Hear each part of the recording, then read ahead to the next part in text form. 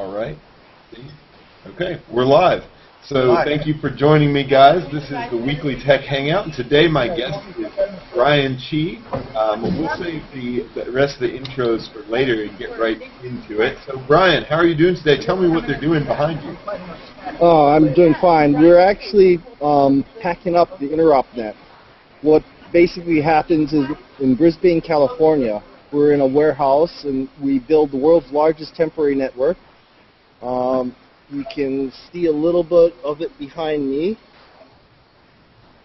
Anyway, the racks of equipment that would normally be spread all over the Mandalay Bay Convention Center are right next to each other so we can work on them. We actually have the spools of fiber optics that we're going to use at the convention spooled up on the top, and we hook them all together. It is as close as we can get to the real convention center. We build it, we test it, we do plugs out testing. We actually run synthetic traffic over it and see if we can break it. Very cool. Well, let's go back a step and tell me about yourself. So you studied computer science back in '86 at University of Honolulu, right? Actually, I started at the University of Hawaii, had way too much fun, dropped out for about a year and a half, ran my own business, and decided that maybe it was time for me to go and actually get the degree. And I actually finished at Chaminade University. It's a little Catholic college. Okay. I actually followed a whole bunch of my college professors that had left the University of Hawaii and went to Chaminade to teach. Okay. Okay. So you. Had some real interesting professors. You know, we had guest lecturers like Gordon Eubanks, Grace Hopper, interesting people like that. So is that what got you into computer science then? I mean, I'm guessing you were always kind of a geek guy and you knew it, but what were the lecturers who drove you into it? Actually, I got turned on to computer science in high school. I went to an Episcopal school that was very unusual, and we had an IBM 36030. And I took it as an elective math class and discovered, gee, this is really fun stuff. And actually, to this date, Fortran and Assembler are my two best languages.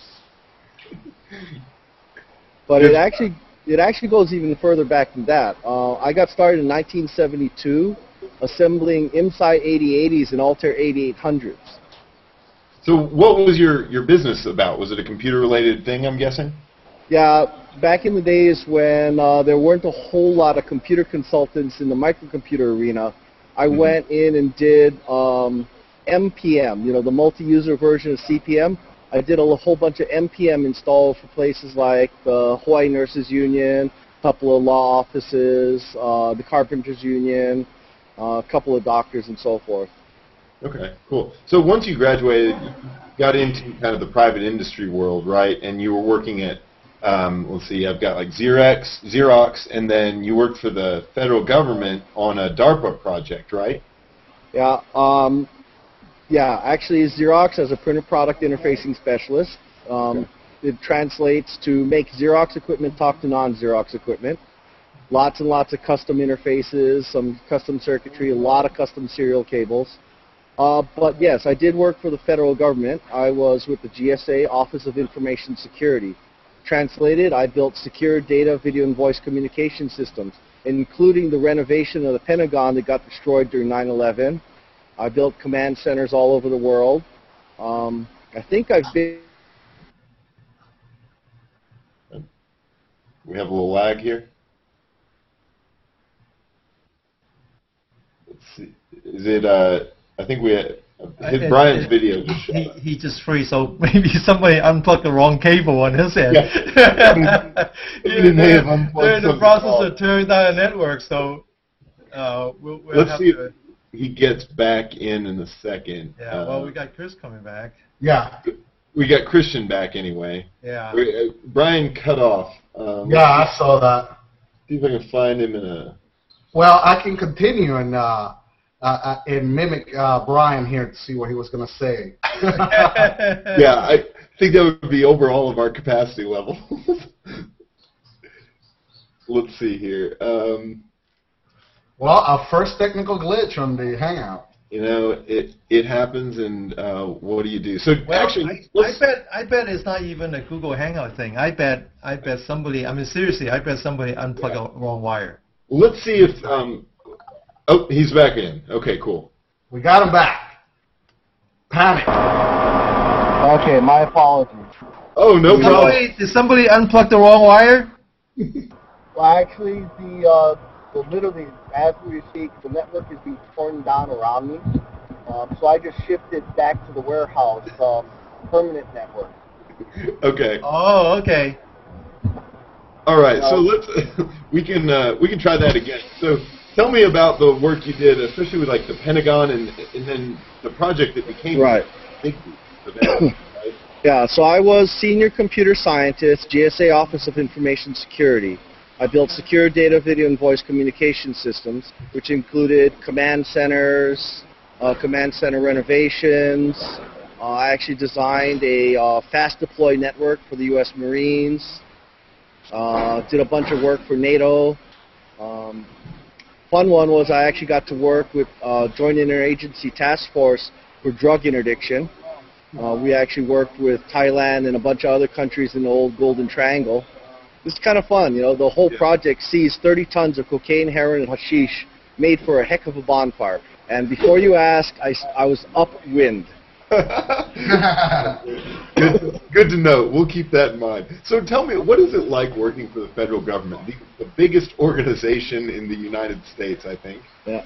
Actually, and GSA was the second largest organization in the federal government, second only to the Department of Defense. Mm-hmm. The thumbnail is GSA is the landowner. They own the buildings. They handle the motor pool, planes, ships, you name it. There's been cases where I've been on a project and someone says, well, we need this and that. And I said, okay, fine. Do you have the money for it? And if they do, I literally, in a foreign country, have whipped out my government credit card and bought an airplane. Hey, Brian, let's go back a step. You mentioned that you actually were part of the task force to rebuild the network at the Pentagon after 9/11. Tell us what happened. What were you doing during 9/11? That was an interesting story as well. Actually, I wasn't part of the renovation team. That was actually a friend of ours, Neil Allen, when he was with Fluke Networks. But that's actually an interesting story. I designed the original part of the original renovation for the data network for that bridge of the Pentagon. And Neil and I were talking, and he was making this comment about how whoever designed the cable paths at the Pentagon must have been smoking crack or something. And my comment to him was, well, yeah, but you didn't have to deal with asbestos. And someone else in the group said, well, Neil, how does that shoe leather taste? So, yeah, I guess that does show you that designing a network in one situation is not always the same when you've got that strange asbestos to deal with. Oh, yeah. There's this one tunnel. It was the only way to get between these two spaces that I desperately needed to run a network. And I was facing several tens of thousands of dollars in asbestos rebatement. Right. And one of the cute tricks I came up with was me and my partner were in bunny suits on both ends of this tunnel, and I actually took a little radio-controlled tank from KB, tied some string to it, and drove it through the tunnel right into the asbestos disposal bag, and then dragged the fiber optics through and then bolted the cover shut. You lost the remote-control tank. I'm disappointed. Yeah, well, $40,000 for rebatement versus a $200 tank. Yeah. But that's interesting because a lot of some network guys don't get much chance to do that kind of hands-on work. It sounds like you've really been out in the field a lot. Yeah, the difference is actually the entire interop team lead group is a little unique. We're not specialists. We are actually generalists. Mm-hmm. So in my laboratory at the University of Hawaii, I teach seminar classes. I will actually use the ISO 7-layer model as my syllabus. So my students will learn how to do fiber optic termination, Cat5 termination, inside plant, outside plant design, all the way up through applications, web server, load balancing, you name it. I've had to, in my career, be able to do a network soup to nuts. And that was one of the reasons why I was successful within the federal government is I could be sent into some really goofy places, and they wouldn't have to clear additional personnel. I could go in and do it all. Right. Yeah, so there's a big advantage to being a generalist like that. Have you ever seen any times when you really wish you had a better specialization, or are you always able to find the right people if you need it? Yeah, there's always manuals. Unafraid to learn anything. Well, you have to. You know, if you're, you know, one of the jobs I did was actually on the Arctic Circle, and you know, tech support calls were a little tough. That's a good point. So yeah, let's talk about the stuff you do at the University of Hawaii. You're working with the Oceans and Earth Sciences department in their advanced computing lab. Right. So what are some of the things you've worked on lately or in your time? Okay, well, to put in perspective, the School of Ocean Earth Sciences and Technology at the University of Hawaii is one of the 3 largest oceanographic institutes in the United States. It's Woods Hole, Scripps, and us. So as such, we own the planes, the ships, the submarines, and we actually also own some undersea cables. So one of the projects I'm working on is called the Aloha Cabled Observatory. We inherited the HOF-4 first-generation fiber optic cable from AT&T, and we had a retired AT&T engineer that designed a custom interface, and as such, we now have the world's deepest undersea observatory. It's 100 kilometers north of the island of Oahu and 5 kilometers underwater, 500 atmospheres. Wow. And so I've actually got a shoutcast channel that I'm trying to get them to list, and I've also got a real video server that's streaming the hydrophones live, and you can also watch the audio spectral, you know, the waterfall display. Okay, cool. So go ahead. Yeah, no, I was just going to say, so what are the challenges that you had in setting up something that's under that kind of extreme condition? I mean, that's insane. Well, the engineers that design the observatory itself, I only handle the network and fiber optics. Sure. But, for instance, our main observatory housing is a tube of titanium. It's 10 feet long, 2 feet in diameter, and it's got a 2-inch thick wall of titanium. And to put that in perspective, that was $50,000. Yeah, I bet.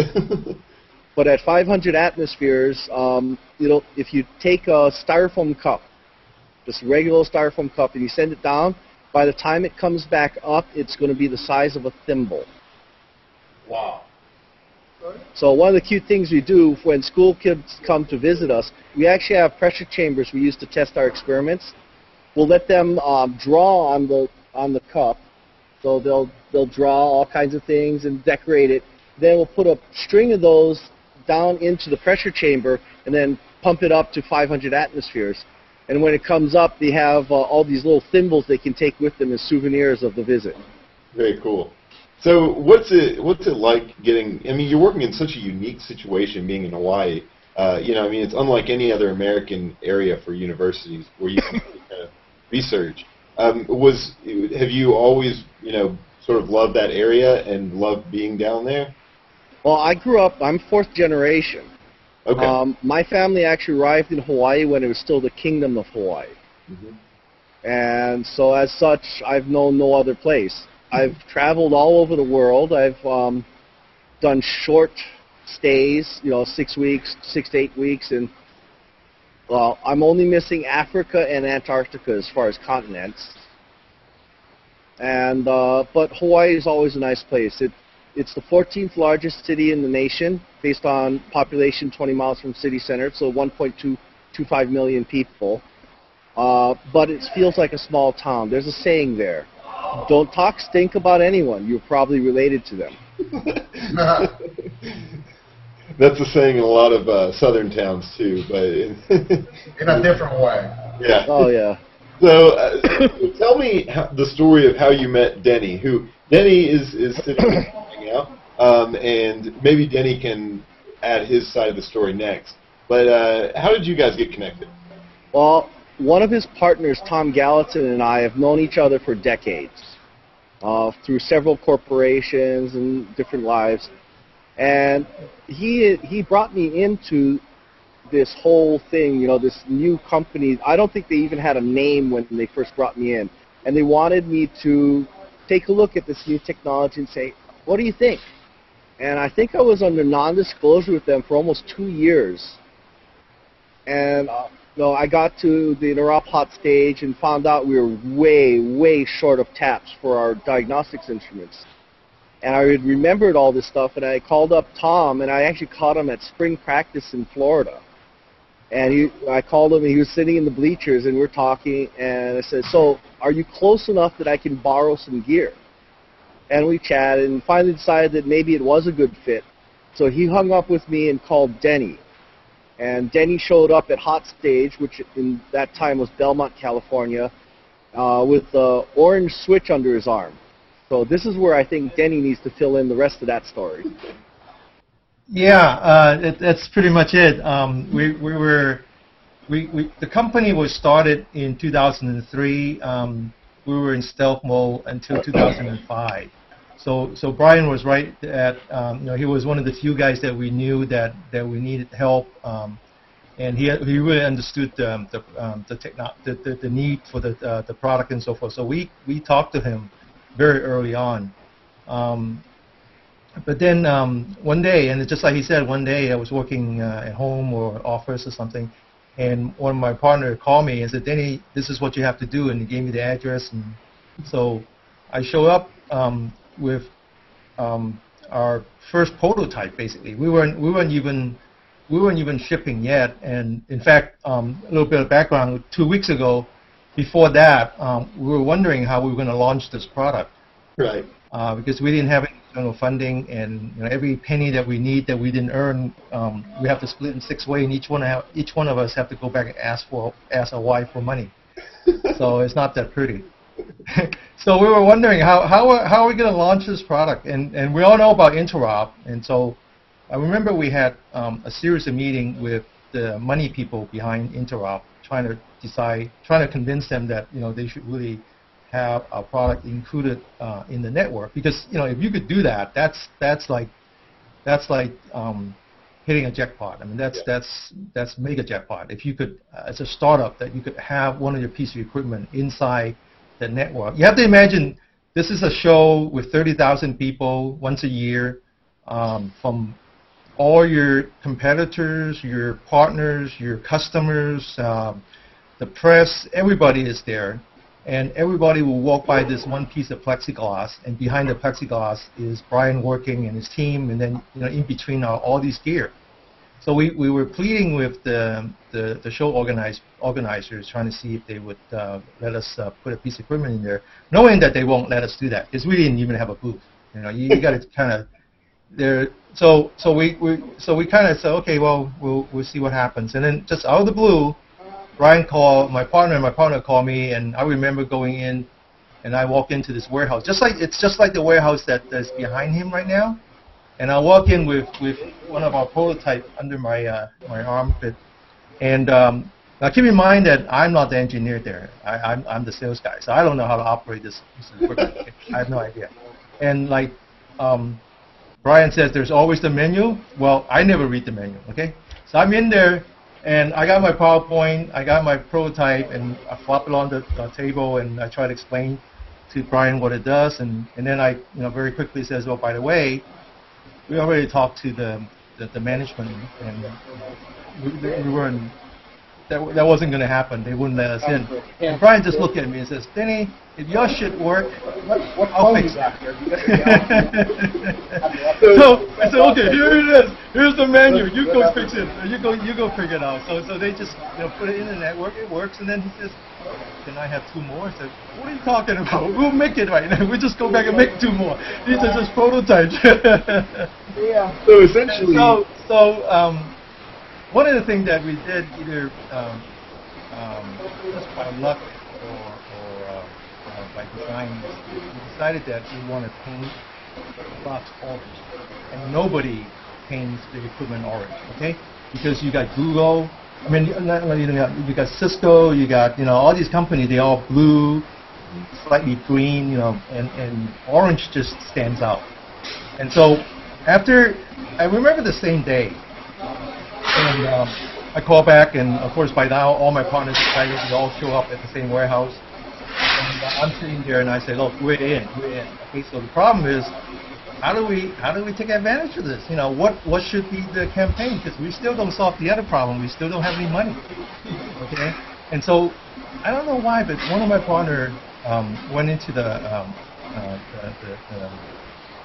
lunchroom, and this is probably the interrupt hot stage. You have to understand is that there's always junk food there. I mean, there's just an unlimited supply of junk food. This is one of the best parts. And he came back and he says, well, can he have a cookie? And he turns out that that day they were having Chinese takeout, and along with the food came a bag of cookies. And he put the cookie in front of me. And I said, orange fortune cookies? That's it. That was the campaign. And so I had to go to Chinatown. I printed a whole bunch of custom. There was only one shop left that actually handmade cookies. So we found a place and we ordered 3,000 cookies, and we printed special fortunes, and it says something like Spynet engineer picked Gigamon, something like that. And the idea is that Brian picked us. He was the guy that made it happen. So, you know, we're just going to take it to the bank. And we pass out these fortune cookies. They open it. You know, they know the booth numbers. They show up, and it was fun. So he was essentially your first customer, unwittingly, almost. Oh, absolutely. It was even better because this is you can't buy it with money. That's the point. Yeah, that's a good point. The point is you got Brian who needs solution, and the shit works. So. So what was it like? I mean, I imagine that normally you don't put prototype products in at a working, conference like that. What was it like taking that risk? Did you feel any like, what if this thing blows up? In your mind. We were, Brian, right? Yeah, we were a little nervous, but we had a chance to try it out at Hot Stage. And like I said, we actually will go and try and break the network. We'll run synthetic traffic and so forth. So by the end of Hot Stage, we had a reasonable amount of warm and fuzzy that it was going to work well enough so that we can go and find out and troubleshoot our network. Because that's the whole concept. The SPY network allows us to insert test equipment into all the major paths within the network and put analyzers in and so forth. The original intent of interop was a lot of corporations, this would be the first time that their equipment would see their competitors' equipment. And in the early days of things like 100FX Ethernet, ATM, and then gig, we weren't sure it was even going to work. So we had to have the equipment in there so we could say, vendor X and vendor Y, gee, you can't pass traffic. Why not? We need to be able to insert test equipment. Well, the Gigamon box gave us that opportunity, and we were very fast running out of taps. Basically, that's why I called Danny's partner, is because you put too many taps in line, and suddenly you don't have any light.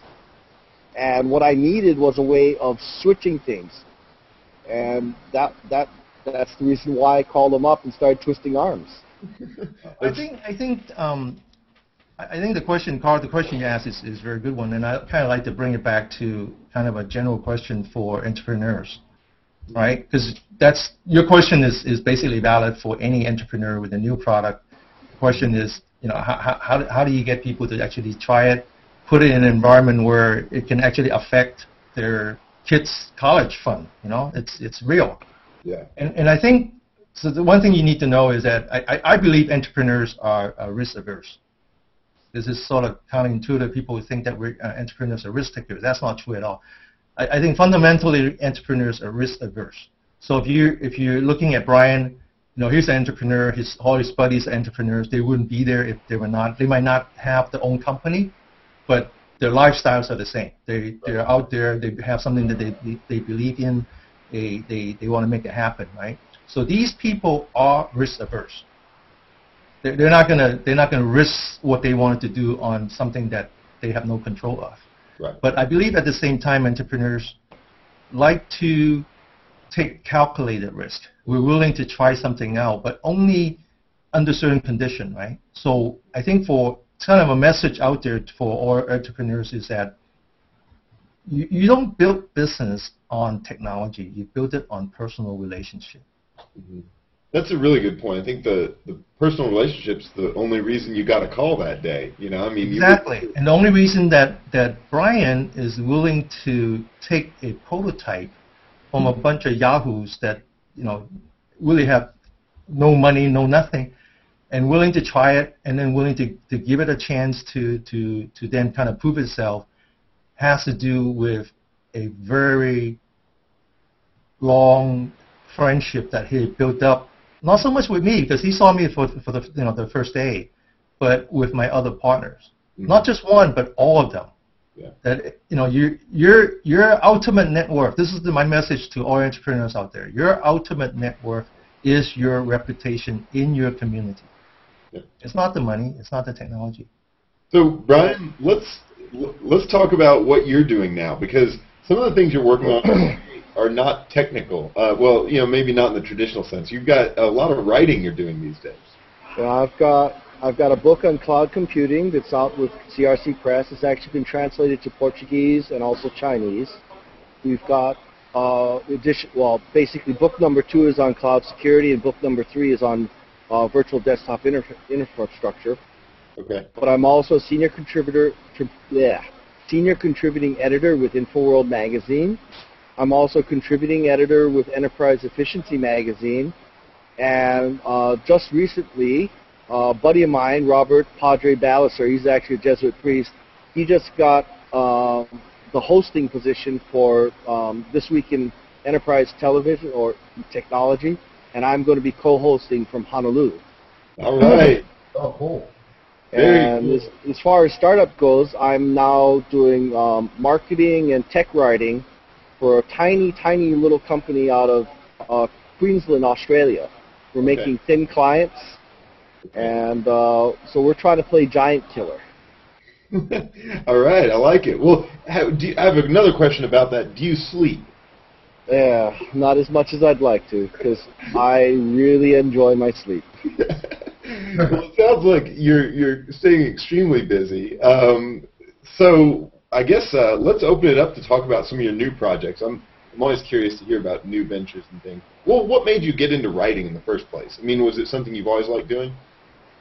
That's actually a question that hasn't come up in eons. I fell into it. In fact, one of my English teachers from high school commented recently, he would have never guessed in a million years I'd make a living writing. My writing skills were, shall we say, not very good. And I had to start writing when I hit Xerox Corporation. One of the things we did is there are only 14 printer product interfacing specialists in all of Xerox Corporation. It was an experimental position. And I really wanted it to succeed.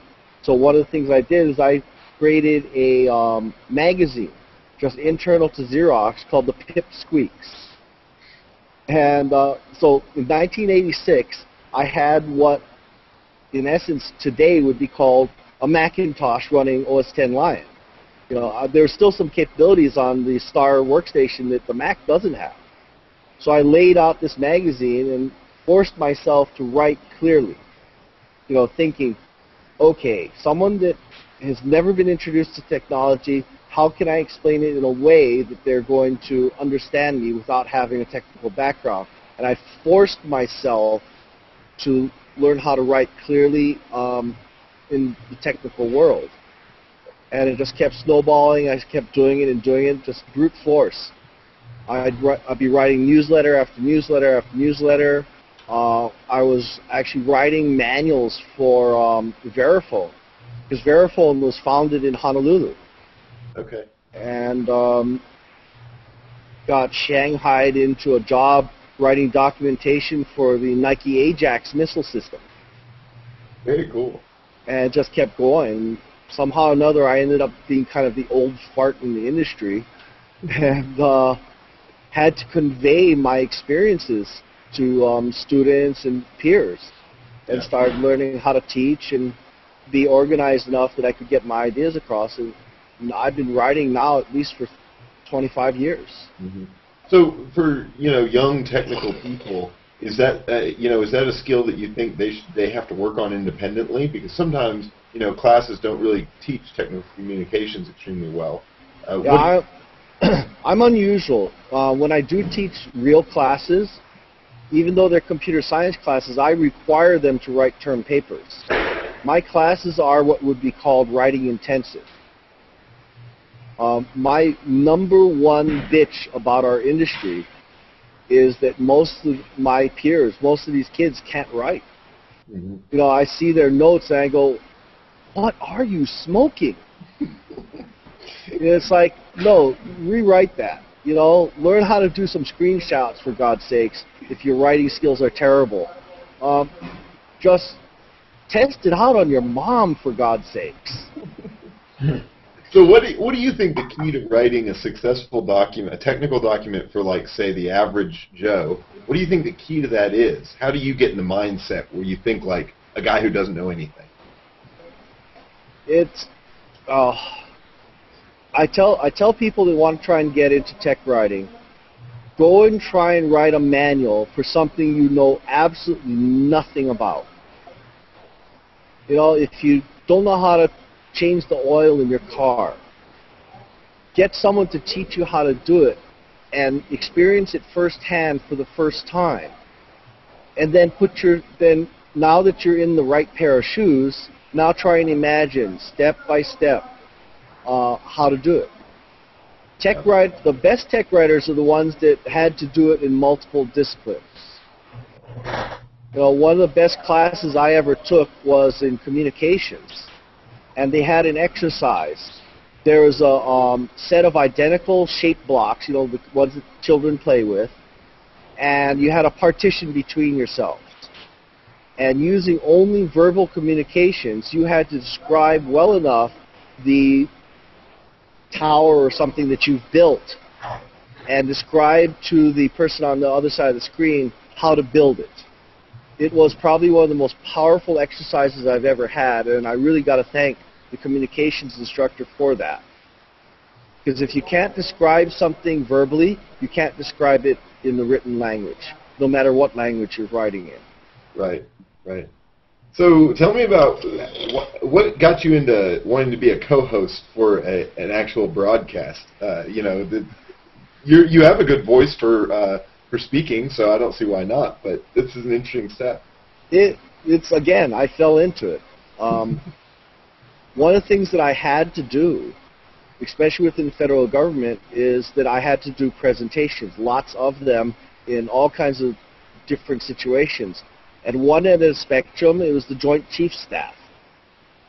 At the other end of the spectrum, it was an entire entire class at the Naval Academy. Public speaking is also a really good skill. One of the exercises that I give my students is I say, we're going to go and videotape, which is showing my age, because we don't use videotape, obviously. But I said, let's go and practice a little bit. If you're trying to convince someone that they need to use widget XYZ, what are the things that you really want to know? What are the things that you needed to know that turns you on to this particular product or widget and so forth? Now, go and convince me. And I gave them a bunch of notes. I said, okay, here's some of the notes. Try it. And we just practice at that. Teach someone else how to use the widget. Mm-hmm. Yeah. I've always heard that, when you're trying to learn something, the most comprehensive way to learn it is to teach someone else. And Roger that. Yeah. And I don't know where I read that, some study I'm not going to cite, but I'm sure it seems to be true from what I've seen and heard from other people. Yeah, actually, one of the places I first heard that from was actually Arthur C. Clarke. Nice. Good reference. I wish I could say that I met him in person, but no. But he was on some sort of interview, and he said, just teach someone else how to do something. You'll learn it way better. So you're involved in education at a higher level in technical work. what do you see as being some of the key issues we need to address in order to get more people interested in technology as a, for education, but also to get better educators in the classroom? Well, I'm going to back up a little bit on that question and say that 17 years ago, I was laying in my bed in my recovery room, having recovered from kidney cancer, staring up at the ceiling going, what have I done with my life? Have I made a difference? And I decided right then and there that one of my biggest complaints at the federal government was I'm hiring these kids coming fresh out of school, four-year universities, who could maybe find their way out of a paper bag 9 times out of 10. I was spending an inordinate amount of money training these kids only to have them stolen away by the private industry. And I said, no, this has just got to change. The Ivory Tower experience is a great experience. It teaches them critical thinking skills. It teaches them theories behind things. But it doesn't teach them how to give me an immediate return on investment for my hiring dollar. So I decided right then and there that maybe it's time for me to go and figure out a way that I can balance the Ivory Tower experience with some real-world experience. And thusly, the idea I came up with was, gee, let's go and hook up with a magazine, because the magazine needed laboratory facilities to do comparative tests. And in 1995, I think it was, we borrowed some space from the University of Hawaii. One of my buddies was department chairman of the computer science department.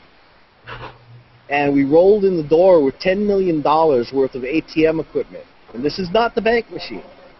This is the communication systems. Right. And proceeded to do the world's largest network comparative review. And it worked so well that everybody decided we should do this on a really regular basis, and I founded the lab. And it turned out really nice, because then I had the funding and resources from the magazine. I had the latest and greatest gear walking through the door all the time, and the students were getting their hands dirty and working with product managers. Now, more importantly, the whole thing worked out well enough that the University of Hawaii let me do it. And more importantly, I was still serving in the federal government. The GSA actually had to go get an attorney general's finding to determine if it was kosher, because I was getting paid to write the articles. Right. And so what I ended up doing was the students would help me build these things. They'd get some real-world experience. They actually would get a massive leg up on their peers because they had much more current experience with some insanely expensive gear. And I had the resources to then write an unclassified version for, in those days it was Communications Week, and then I'd write another version with capabilities and capacities for the classified arena. And GSA loved it, my customers loved it. It opened a lot of doors. I actually got to design some theater-wide projects, things like simulated cyber warfare. Now keep in mind, this was 15 years ago. I actually proposed to the Joint Chiefs that we do theater-wide simulations of attacks. Wow. I was just a bit ahead of my time. I got shut down and it never happened. Yeah, you were right there though. It wasn't too much longer. No, it wasn't. Yeah. Hey, Brian. Sure. Tell me if I crossed the line. Talk about your near-death experience, and then let me explain why I said that. Why that is. I think a lot of our audience are entrepreneurs, in various stages.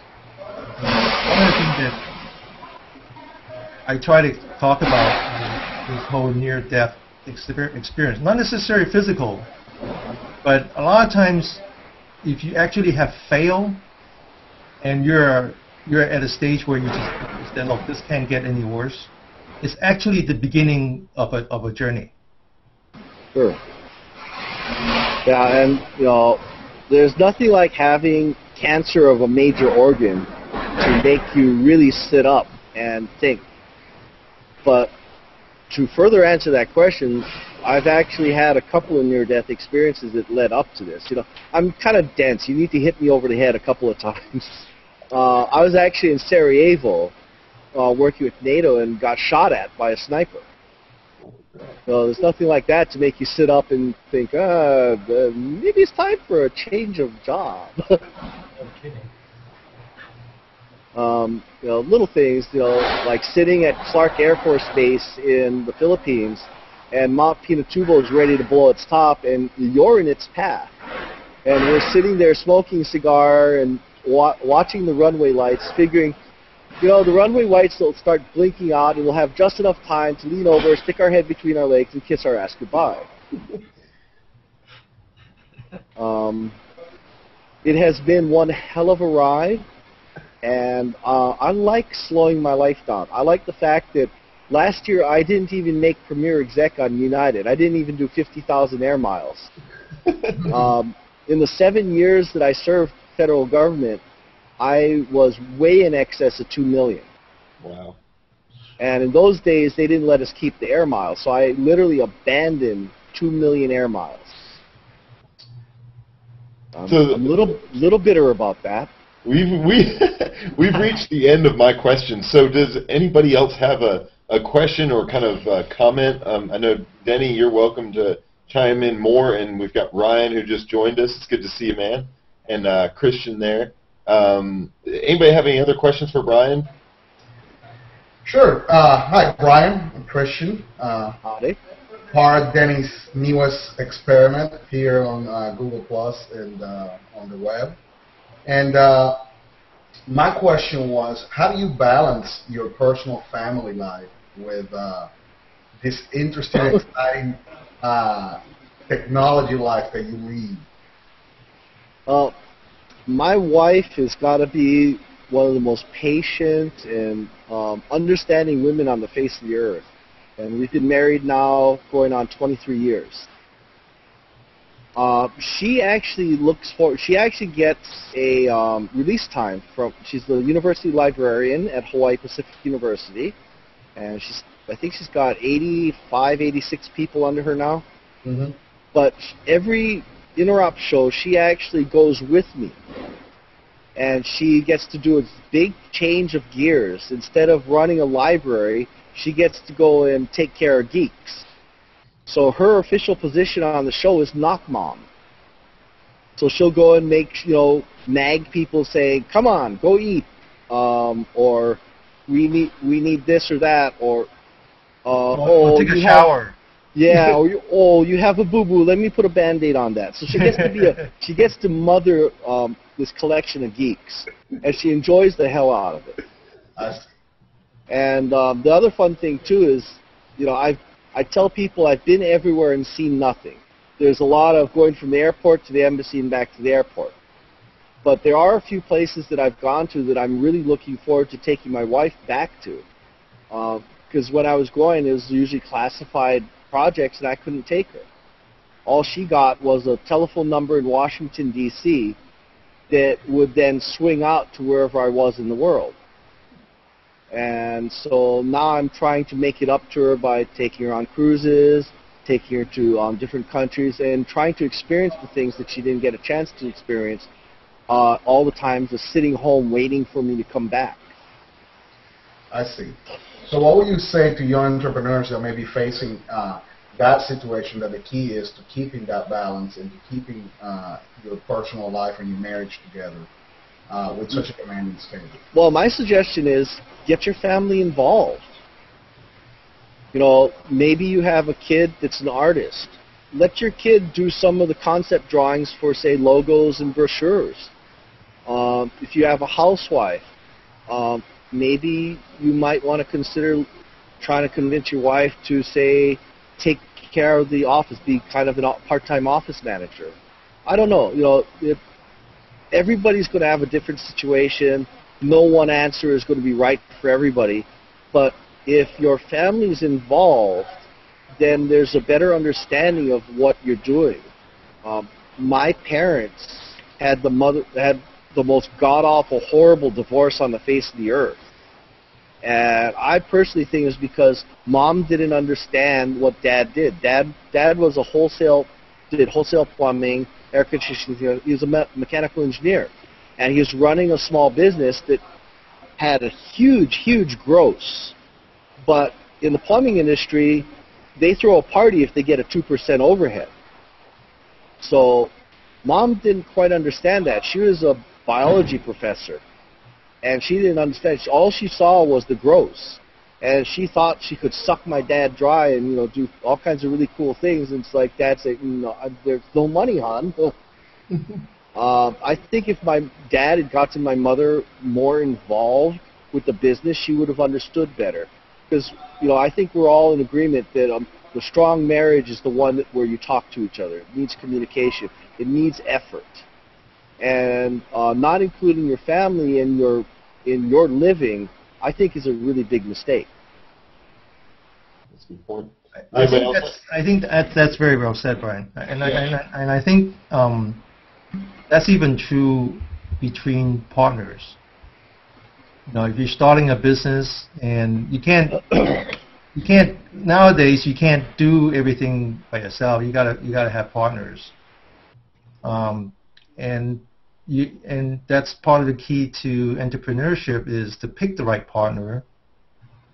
But that's like the first date.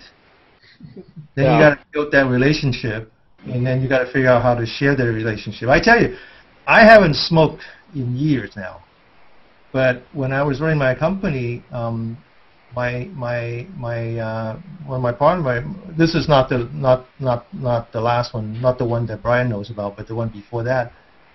We used to, sneak out in the back and smoke up a cigarette, just to talk, just to share time. And this is between partners. This is not even between marriage partners. Yeah. So I think Brian, it's that simple. It's really that simple.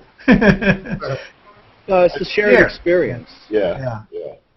Even if you have the skill, even if you're a generalist like me and you can do most of the things, you have to just sit back, bite your tongue, and let someone else help. Because the shared experience is all important. Yeah. I think that's something that I know I struggle with, and I think a lot of young entrepreneurs do, is kind of letting go and divvying up tasks when, you're trying to start something. You think you can do everything the best yourself, especially if you have some technical skill. But in reality, it's never better. I mean, I've never seen a one-man show get that big like that. So. Absolutely. I thank you so much for your insights. This is the kind of questions, even though they are not technical, that help our audience. When you're one or two men, and your responsibilities are not as big, but once you start getting ramped up and getting some revenue and start growing, you have to learn how to balance your personal life with the business life. The integration of the family into what you're doing is a great idea. Yeah, I'd like to add, there's a lot of people confuse management with a team. I'm actually a really good team lead. I can encourage people to do things, I can be their friends, and I will cajole them into doing what I'd like them to do. But I think as a manager. And the real difference is, if you're a manager, you can't really be friends with your workers. As a team, you started off as friends, or at least you hope you started off as friends. There's a difference. Teams don't scale. Management does. So sometimes you have to just step back and say, I suck at management. Let's go and hire someone that actually knows how to manage. And the stunning part is, my wife is an amazing manager. She's got 87 people under her, and she manages a multi-branch library system with a several $million budget. And I just sit listening to her, stunned that she hasn't gone screaming off into the night. Great. Ryan, did you have a question or comment? I was going to add to what you guys were saying. I think I learned that problem very recently, that this past year, that I started doing some programming and started branching out and hiring in people. And I thought I could be a decent manager, but the work was there, and we started getting busy, and I wouldn't delegate, like Carl said. And next thing you know it, I'm trying to kind of babysit everyone. Even though I'm delegating portions of tasks, I still had to kind of be the control freak. And it killed me right there around November. I was working and going without sleep for a few days at a time, and finally I realized, hey, I've got to slow down and come back to this once I've realized I can be a better manager and delegate without having to obsess over the perfection. And I think everybody there's probably learned that before. I'm one of those slow learners. I hope I don't have to visit that lesson again, but there's always, you never know. Ryan, to introduce you guys, I don't know, Christian and Denny and Brian. Ryan is a fellow Knoxville entrepreneur here in East Tennessee, and we met online about a year ago, maybe not even a year ago. And we both are big geeks. Ryan is a way better programmer than me, so I ask him for help all the time. And we have a good time in real life, but he also joins our Hangouts every now and then. So thanks for coming by today. I appreciate that. But really, time's about up. So big thanks to you, Brian. Did you have anything else you wanted to leave us with? I think one of the things that I'd like to say, am I still there? Yeah, you're good. Oops. Okay, is that take a good hard look at what you're doing. You need to, on a very, very regular basis, put yourself in the shoes of your workers, put yourself in the shoes of your customers, and also put yourself in the shoes of your detractors. Someone that's throwing spears at you is probably doing it for a very good reason. And if you don't periodically stop and look around, you're going to very quickly lose sight of the goals. And the goal is not just to make money. The goal is to make money in a sustainable way. Mm-hmm. Thank you, Brian. I think that's actually a very good advice. I think, again, for young entrepreneurs out there, make a habit of rewinding your day while you're trying to go to sleep. And ask yourself, why did he say that to me? And if you have a choice, focus on the people who actually care enough to call you a moron. That's awesome. When will the show air, Brian? Do you know? It will be. It's a fact.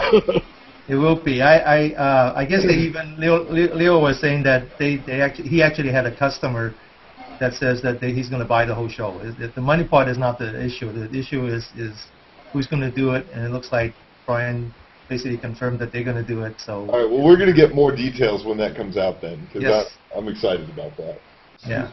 All righty. Well, guys, I'm going to wrap it up then for today. Brian, thank you for your time and coming on, and I hope that we can follow up with you in a few months and hear more about your show that you're going to be doing and whatever else you're working on, whenever that is. And Denny and Ryan and Christian, thanks for coming by, guys. I will see all of you are welcome to come back next week, and I'll have an announcement about who the guest will be coming soon. Thank you, Brian. Thank you very much. All right. Thank you, guys. Have a good one. Thank you, Carl. Thank you.